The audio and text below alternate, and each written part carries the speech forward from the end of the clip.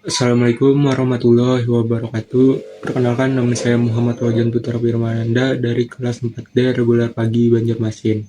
Dengan nomor pokok mahasiswa 2408010756 dengan mata kuliah Filsafat Hukum dari kelompok 1 dengan jurnal berjudul Rekonstruksi Ontologi Keadilan dalam Hukum Positif Indonesia melalui Dialektika Keadilan Distributif dan Keadilan Substantif. Saya akan membacakan bagian kerangka teoritis. Kerangka teoritis. Yang pertama, ontologi hukum dan hakikat keadilan. Ontologi hukum membahas hakikat dasar dari keberadaan hukum itu sendiri, yaitu apa yang menjadikan suatu sistem dapat disebut sebagai hukum yang sah dan bermakna. Dalam perspektif filsafat hukum, pertanyaan ontologis tidak hanya berhenti pada aspek normatif berupa isi aturan, tetapi juga menyentuh dimensi lebih dalam mengenai apa hakikat keadilan yang ingin diwujudkan oleh hukum. Bersumber dari jurnal Keadilan Perspektif Hukum Positif dan Hukum Alam, Dialektika Teori dan Implementasinya dalam Praktek Hukum Indonesia, yang diterbitkan oleh Darul Huda melalui OJS Darul Huda pada tahun 2025. Selanjutnya, keadilan dalam konteks ini tidak dapat dipahami secara tunggal, melainkan memiliki dimensi yang kompleks antara aspek normatif, moral, dan sosial. Ketika hukum hanya dipahami sebagai kumpulan aturan formal, maka dimensi ontologisnya menjadi sempit dan berpotensi mengabaikan nilai keadilan yang hidup dalam masyarakat.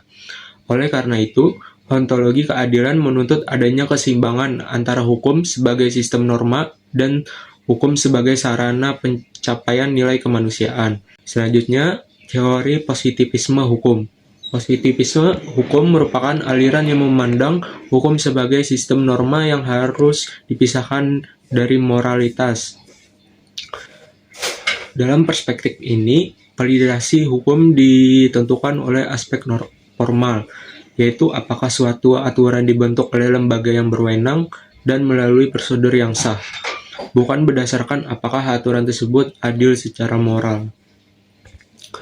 Hans Kelsen melalui Pure Theory of Law menegaskan bahwa hukum harus dipisahkan dari unsur-unsur non-yuridis seperti moral, politik, dan sosiologi agar tetap bersifat ilmiah dan objektif. Sementara itu, menurut John Austin, memandang hukum sebagai perintah dari penguasa yang berdaulat yang disertai dengan sanksi bagi pelanggarnya.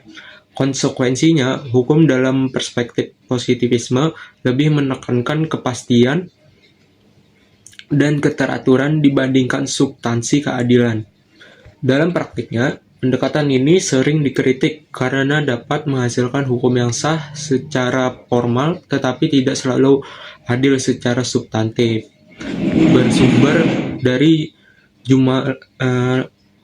Bersumber dari artikel Keadilan sebagai Landasan Filsafat dalam Penegakan Hukum di Indonesia yang ditulis oleh Jumala Rahmaida, Sahnas Syakila, Eni Mirva, Henry Aldino pada tahun 2025.